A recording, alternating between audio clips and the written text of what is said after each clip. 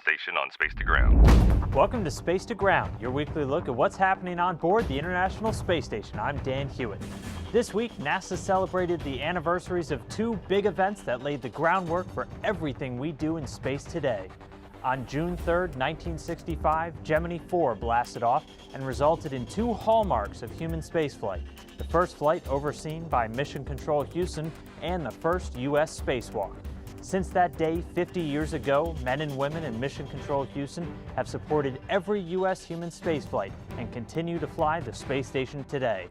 And spacewalks became one of our most powerful tools, enabling us to accomplish astonishing feats like walking on the moon and building and maintaining a giant space laboratory. A major experiment for the one-year crew began this week, and it's looking to tackle one of the biggest outstanding issues with living in microgravity. When living in space, all of the body's fluids shift around, specifically with less in the legs and more in the head.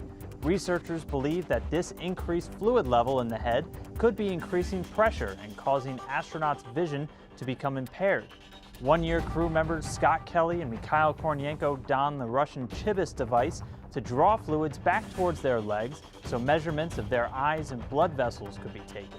Results from this study may help to develop preventative measures against lasting changes in vision and eye damage.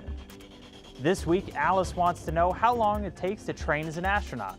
Well, it takes quite a while, but the payoff makes it all worth it.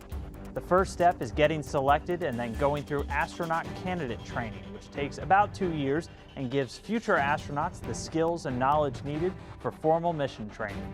Once they get assigned to fly in the space station, they'll spend roughly 2 more years training around the world on everything they'll need to do in space, including things like experiment operations, spacewalking, and even how to prepare meals in space. Make sure to keep sending your questions and comments using the hashtag #SpaceToGround. We'll see you next week.